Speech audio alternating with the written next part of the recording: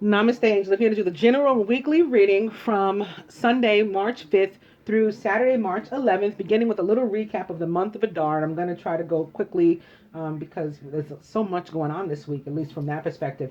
So, the month of Adar, or when Adar comes, it means joyfulness reigns. Um, when Adar comes, joy is increased. Adar is here, be happy, are some sayings. They say them, of course, in Hebrew, not in English, um, but some of the sayings associated with this month. The month of Adar is the last month of the year, counting from Nisan, and is referred to in Tanakh. And you know what? Pisces is the last sign of the zodiac to many, I guess, quote unquote, real practitioners of astrology. It it's us that start with like Aquarius and stuff, or start with December. Um, anyway, the month of Adar is the last month of the year, counting from Nisan, and is referred to as Tanakh, and this is an abbreviation for the Torah and other prophets and writings. Even in the event of a leap year, when second Adar is added to the regular 12 month, the second Adar is also called the 12th month.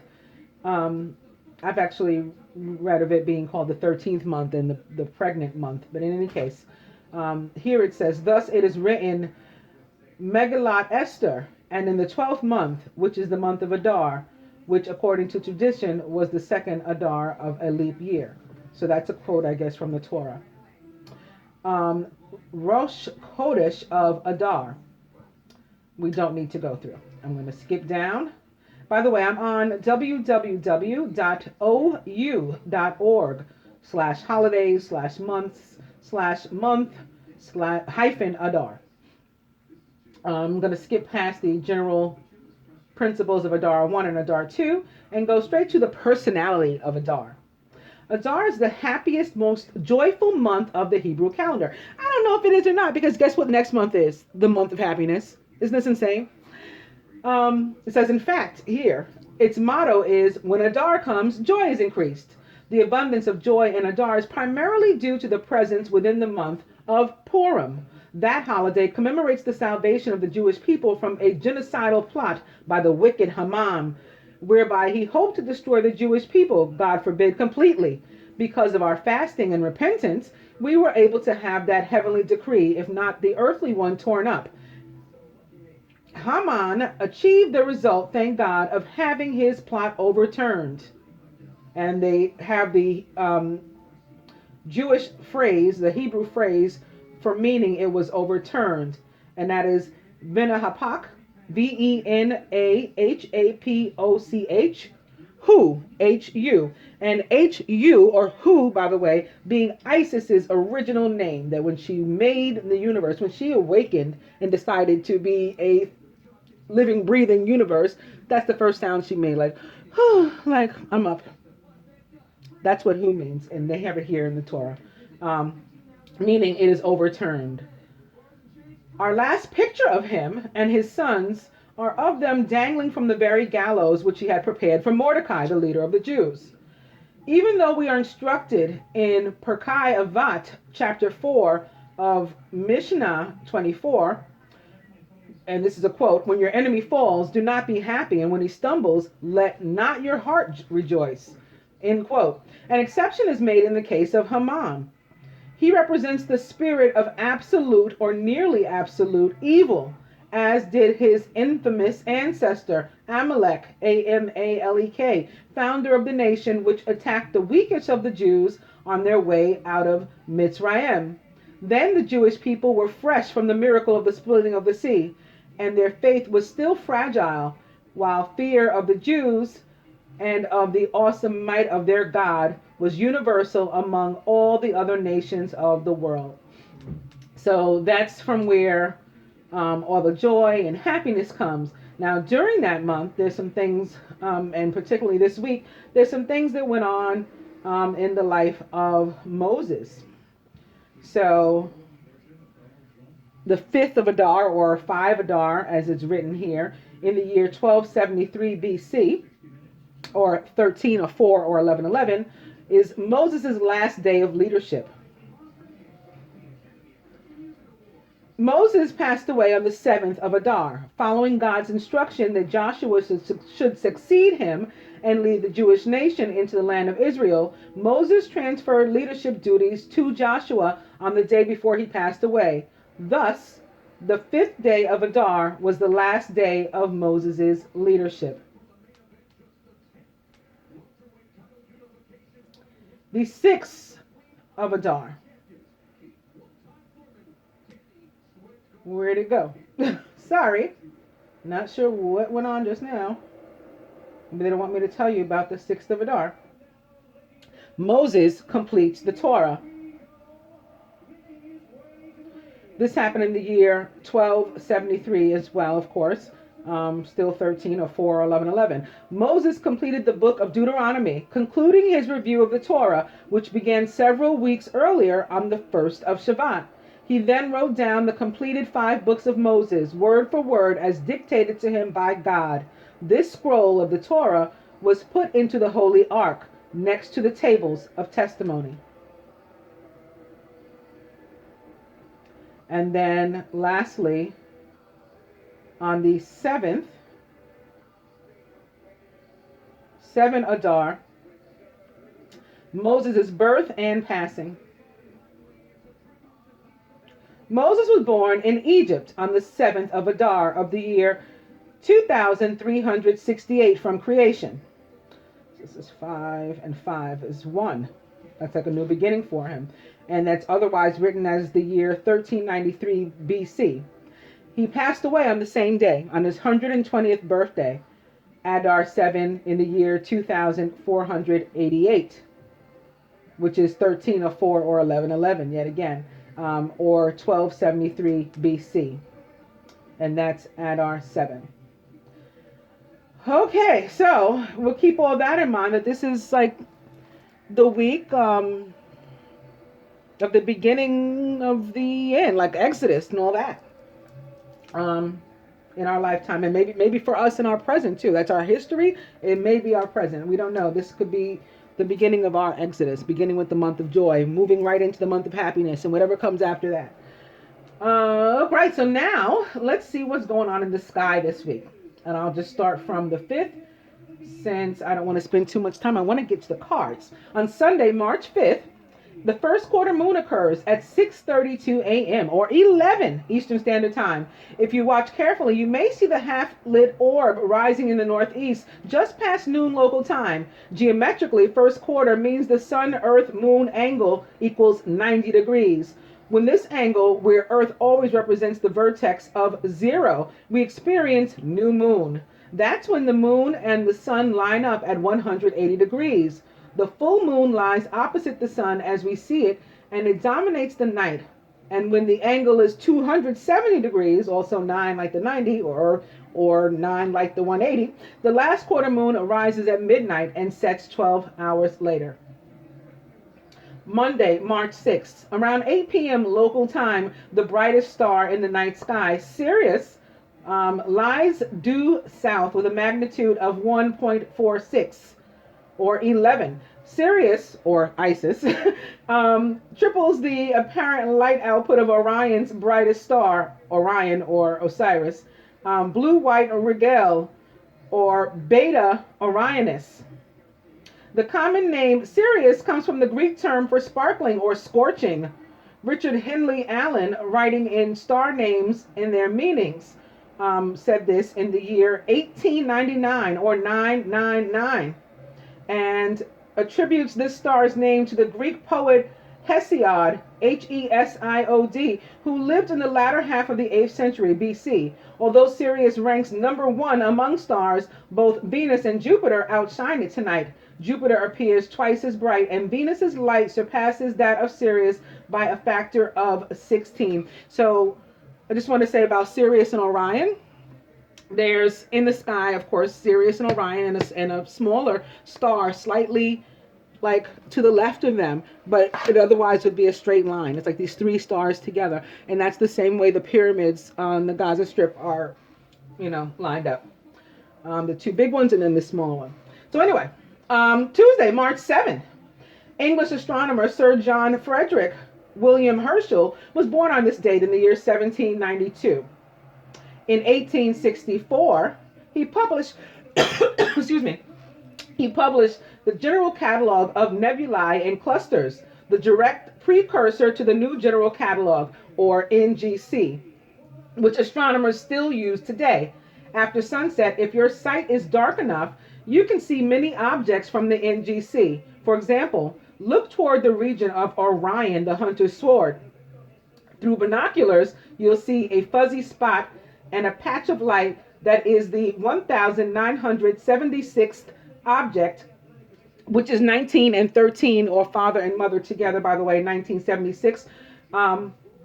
You see the 1976 object in the NGC. You may know it better as either M42 or maybe like M6, like Mary 6, because she equals 6, she equals love. Who knows? Or you may know it as the Orion Nebula. I'm going to grab my water. I don't want to cough anymore in you guys' ears. Wednesday, March 8th. The variable star Algol in Perseus reaches minimum brightness tomorrow morning at 4:08 a.m. Eastern Standard Time. If you start watching the star this evening, you can see it dim by 70% over the course of about 5 hours. In parentheses, they have, astronomers would say its brightness drops from magnitude of 2.1 to 3.4. So I guess they're saying the author of this weekly thing is not an astronomer. In any case, this eclipsing binary runs through a cycle from minimum to maximum and back every 2.87 days. Algol appears nearly overhead after darkness falls and dips low in the northwest by the time of its minimum.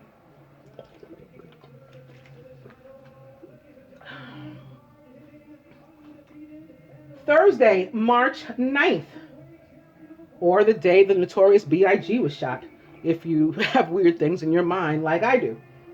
Venus appears brilliant tonight, shining at a magnitude of 4.46. That makes it 6 times brighter than the evening sky's second brightest object, Jupiter. Our solar system's second planet shows up easily in the west within a half hour after sunset and grows even more prominent as darkness settles over the landscape. The planet lies among the background stars of Pisces the fish. At sunset, Venus will stand 23 degrees above the horizon when viewed through a telescope this evening. Venus appears 40 inches across and 27% illuminated. A week from now, its disk will span 53 inches and show a crescent only 8.7% illuminated. So, of course, 40 inches, 11, and 27% illuminated, 9 equals 13 equals 4 equals 11 all over again. And moving on to Friday, March 10th. Around 6 p.m. Eastern Standard Time, Leo the Lion's brightest star, Regulus, lies only 0.8 degrees north of the moon. In fact, observers with clear skies located in the southeast or South America, South Georgia, Queen Maud Land, and the southern tip of South Africa will see the moon pass in front of Regulus. Astronomers call such events occultations. By carefully observing many of them, researchers can more accurately map the variations at the lunar edge. And lastly, Saturday, March 11th. Head out tonight sometime after 10 p.m. to see a naked eye asterism called the Spring Triangle. The giant geometrical figure is visible in the spring all night long from any location in the northern hemisphere. 3 dazzling stars mark this asterism. The brightest is Arcturus, or Alpha Bootis, which shines at a magnitude of 0.04 near the bottom of Boots, the herdsman. Orange Arcturus is the 4th brightest nighttime star overall and the brightest north of the celestial equator. Next in brightness is Spica, or Alpha Virginis, the luminary of Virgo, the maiden. Spica is the very definition of first magnitude star, but its brightness isn't constant. Its apparent magnitude varies between 0.92 or 11 and 1.04 over a period of just more than 4 days. The 3rd spring triangle star, Denebola, or Beta Leonis, the star that marks the tall I'm sorry, the tail of the Leo and the lion.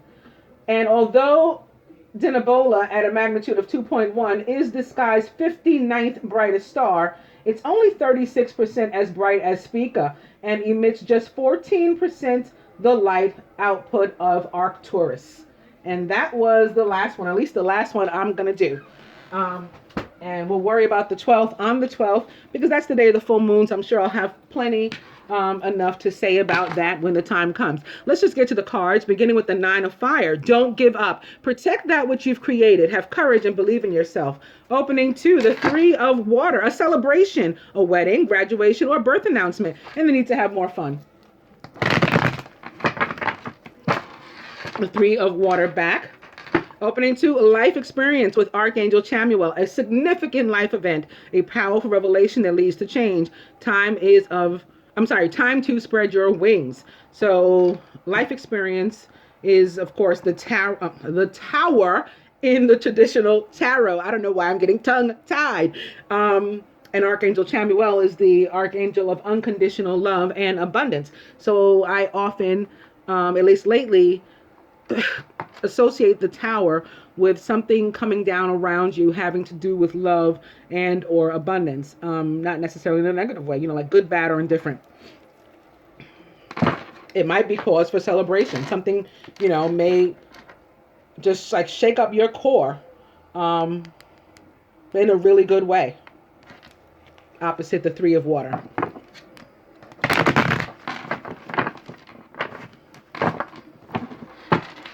Life experience back. Opening now to strength with Archangel Ariel. Great inner strength. Release harsh judgments. Forgiveness and compassion will be necessary.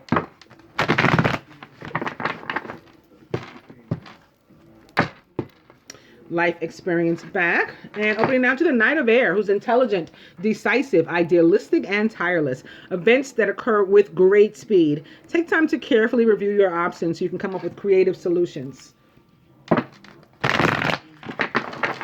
This is like finding something out really quickly, really suddenly. Maybe not having much time to stop or feeling like you don't, but the need to, because you're going to have to make some sort of decision too. A complex decision at that. It is the need to do some research, maybe to figure out exactly what your options are. So stop procrastinating. And now the 7 of water on the bottom. I'm going to cut.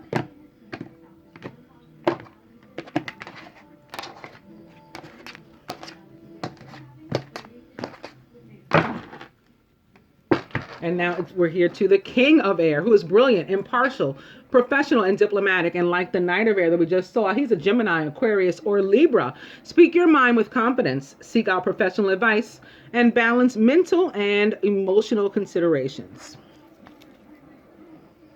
That means that don't only lead with your heart and don't only lead with your head. Balance them out and make a reasonable decision somewhere in the middle.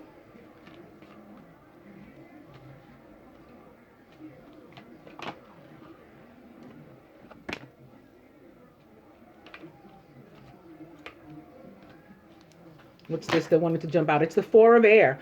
Time to rest or take a vacation. Allow more time before making a decision. So maybe this is this decision that showed up with the 7 of water. Meditation may provide answers. I'm just going to stick it in here arbitrarily. Our overall energy is the Chariot with Archangel Metatron. An important achievement, self-discipline and willpower, and public recognition. The Chariot, of course, representing the signs of Cancer and other water signs, and being all about movement and or moving. Maybe that's what the life experience was about. The tower was about. It could be about a physical structure, a home, moving from one to another. A change in job, some sort of change in environment. Tangible or metaphorical, like maybe you're just in a new place, mentally too. You've moved on or moved up, ascension, got a new vibe. That's your new environment, your new home.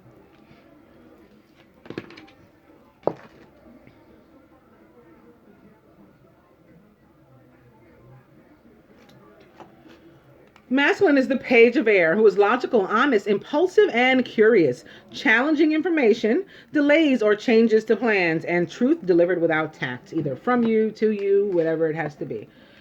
And you're surrounded by the five of water, things not turning out the way you'd hoped, not seeing the positive of a situation, and maybe even crying over spilled milk. However, in your subconscious, the ace of water, falling in love or the resurgence of a relationship, spiritual growth, and enhanced intuition, maybe even a new home, as I was just saying. The feminine is the sun with Archangel Uriel, happy outcome, brilliant new ideas that lead to success, have confidence in yourself. Some of the feminine may be going to see, by the way, a king of air, some sort of doctor or something, and everything will be fine with that. I saw that last week too. And I did hear back from a couple of you like, oh yeah, just like you said, I got good news from the doctor. So glad to hear that. The feminine is surrounded by the ace of air, brilliant new ideas and inspirations. And all last week, the ace of air and the ace of water was showing up together in the same spreads. That's still happening, obviously. Seeing the truth of a situation is also going to be happening for some of us, and it may lead to a challenging beginning, but a beginning nonetheless. And in our subconscious is the seven of fire. So we know we got to defend our beliefs. We got to stand up for ourselves. We're debating, which fights we're going to fight and which we're going to just sleep, walk away, whatever. Crowning is the two of air. So here's this decision yet again. And for some of us, we're unable and or unwilling to make it and have reached a stalemate. We're pretending there's no problem. However, at the root is the eight of fire, events moving at a fast pace. Delays are over. Many things are happening at once. This is also about communication, maybe truth. Whether it's delivered with tact or without, like just truth, period. At the heart of the matter. The Empress with Archangel Gabriel, lavish abundance, give birth to your dreams, nurture yourself and others. And seeing this, I also had a couple of people. I spoke to one of the young women who in fact did have a miscarriage. I had seen that last week. I spoke to one who in fact did decide, along with the would-be father of her child, that they could not continue the pregnancy. I saw that last week. I also spoke to a woman who's having a lot of problems with her mother, who was in fact a water sign. I saw that last week. So this could be a continuation of that, because it was the Empress, like next to the Three of Swords, Three of Air rather, which is the same card. It's just that in this deck it's air, not swords. And that was where I had gotten like the mother-child relationship and understanding from where those messages came. So this can be an extension of that for some, still dealing with those issues, whatever the like aftermath is. And for others, it could mean exactly what it says, like give birth to your dreams, nurture yourself and others. For others still, it can just be representing the planet Venus, sitting here with us in our life, what it brings. The creativity, right? That creative energy and abundant energy that Venus brings with her, because she is this card. This card represents the signs of Libra and Taurus, which are ruled by the planet Venus. And for others, there could be an actual baby, because here we have the Empress crossing the masculine's ace of water. And maybe some more people having to make a decision of what do we do about this pregnancy.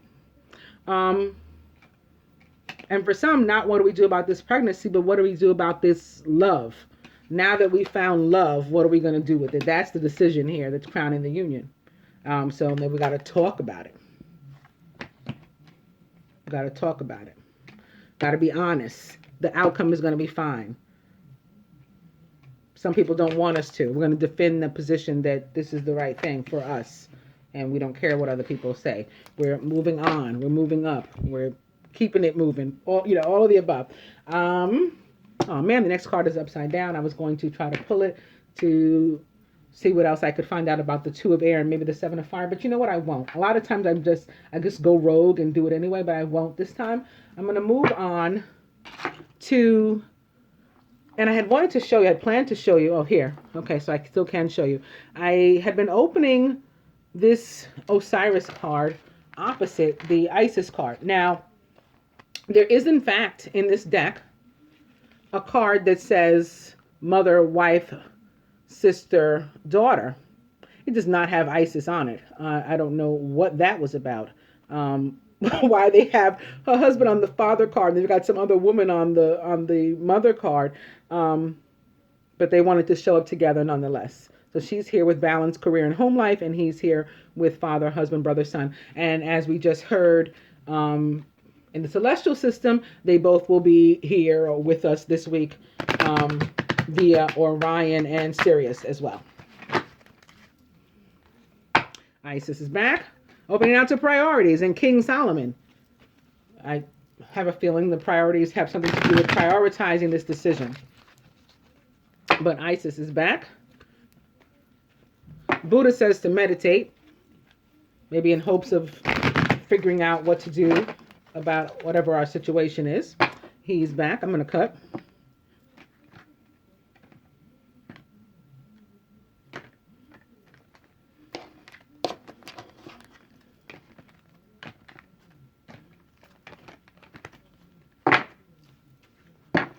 Spiritual law of attraction. This week we're going to need to pay attention to like karmic events or events, you know, things, actions, things we say, things we do that could affect our karma. We will reap what we sow. What you're putting out is what you're going to get back. So be mindful of that in your actions, in your words.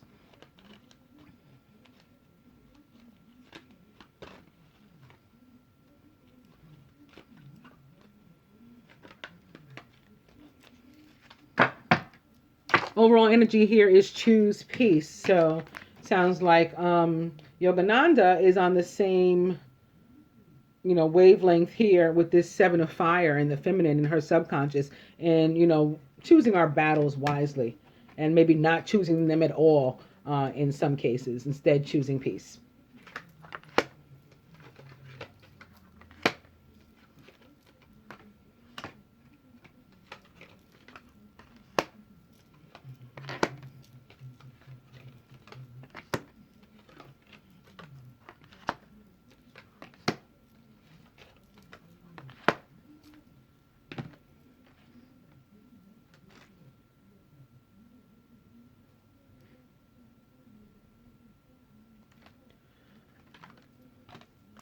Atop the page of air for the masculine is yoga with Babaji. So I think that he needs to do some meditation as well. And maybe heal and clear his energy so that he can settle down. He's impulsive. He's kind of reckless right now.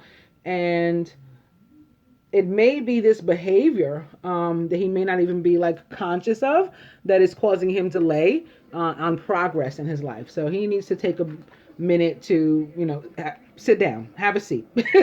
Atop the Five of Water, whatever was in those 3 cups that spilled out, who cares? Let it go, says Kuan Yin. Move on. And atop the Ace of Water, say yes to the dress and whatever else may be part of this new beginning, says Ganesh. He has removed the obstacles. That's what Ganesh does. Atop the sun is Saint Germain. Many of you know, like, one of my most favorite beings ever of all time, throughout all existence. He and his divine feminine Lady Portia. He says work your magic. And that's how you bring about or you help to bring about, right? You put your work into what the universe is going to give you. It's a happy outcome, results in a happy outcome for you.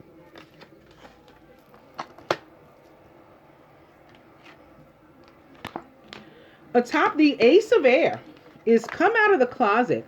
So some of this truth is going to be whatever your personal truth is. And you've been maybe keeping it to yourself.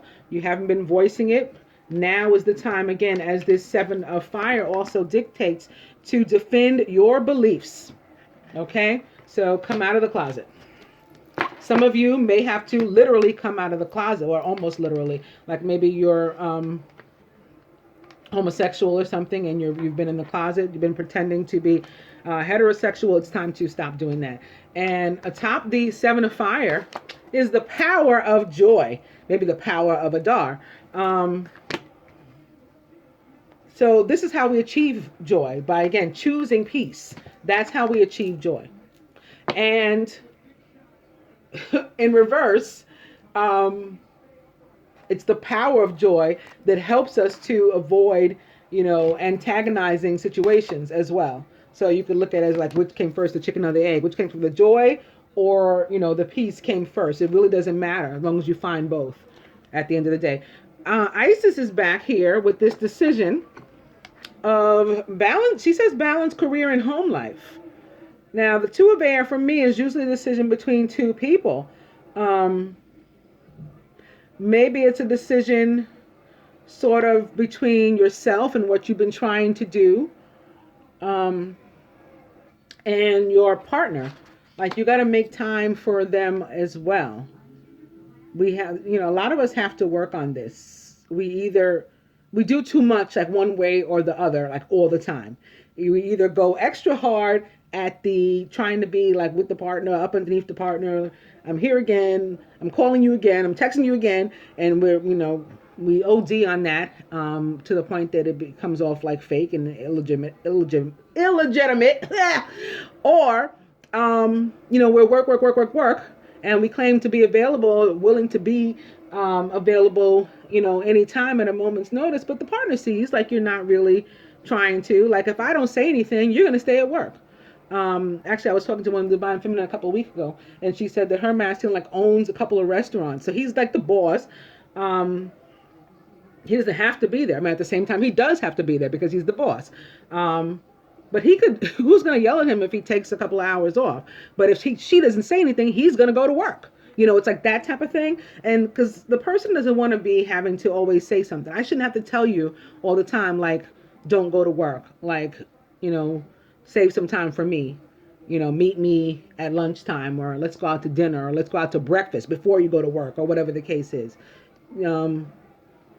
So maybe a decision as to how we can achieve this and please and bring peace and joy to both ourselves and our partner.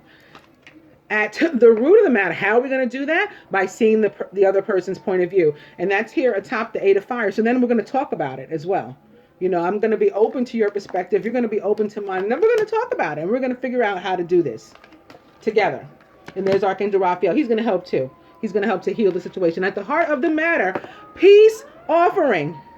Okay, let's shake hands and make nice at the end of the day. White Buffalo, Calf Woman. Now, this card, I always have to say, when I pull this card, a celebrity passes away, typically. At the same time, to Native Americans, the white buffalo is a sign of the second coming of Jesus Christ. And my feeling has been, seeing it lately in a couple of even the personal readings, which is kind of weird for me,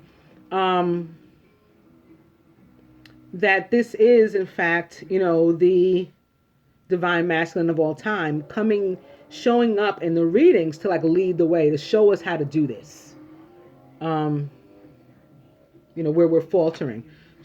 Help us to use the power of joy. Help us to achieve joy. Help us to choose peace. Because nobody can do it like him. We need to see from that point of view. We need to see from the point of view of the white buffalo. Let's get some advice. And I'll first shuffle these, beginning with my Universal Love Oracle, because I haven't used these yet, by Tony Carmine Salerno. Eternal Flame is what we're going to start with, and then we're opening to Emergence. So this is like the rising phoenix up from the ashes, the remnants of whatever was left in the wake of maybe this decision, which is hopefully just all good stuff. And then I think it is, according to the picture, that's what helps her to rise, right? We don't ascend from negativity. So if she's ascending, obviously it was something positive that went on, a happy outcome, like the sun suggested. So now opening to, wow, okay, here we go. See, soulmate.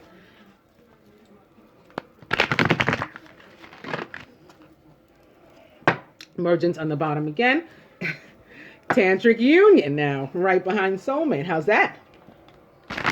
This is to what we're rising. This is to what we're ascending. I'll go one more. And we're back to eternal flame. How cool is that?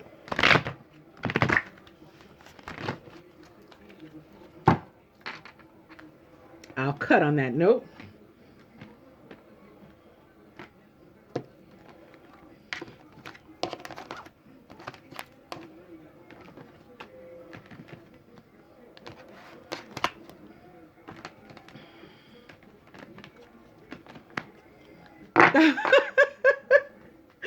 Did you see the struggle I went through? And we're back to emergence. Too funny.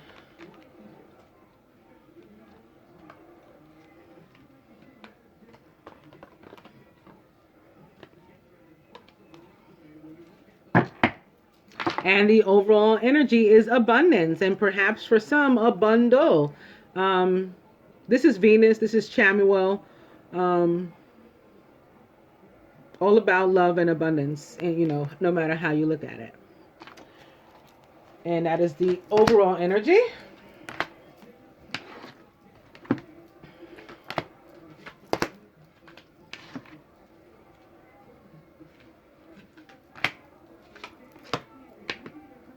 Masculine from the angels, the 3 of fire, abundance.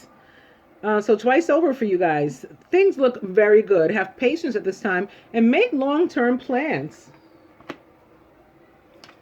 Feminine, release. It's the end of a phase or a situation. It's a time of spiritual transformation. Remember, we're emerging. We're going in, maybe a lower manifestation of ourselves, and we are rising from the ashes, from the remnants of whatever is left after we achieve. We make decisions. We fight to achieve this peace. We follow the lead of the white buffalo. Let all the stuff that doesn't serve us go, and accept that it's the end of a phase or situation, good, bad, or indifferent. We move on. This can also have something to do with a Scorpio or the water sign in your life this week, who's going to be impactful in some way. Maybe it's the end of a phase or situation with them. And that doesn't mean the end of a relationship necessarily. If you're in a relationship with one of them, that doesn't mean that. It could be the end of the relationship as it existed before, and now you're starting anew.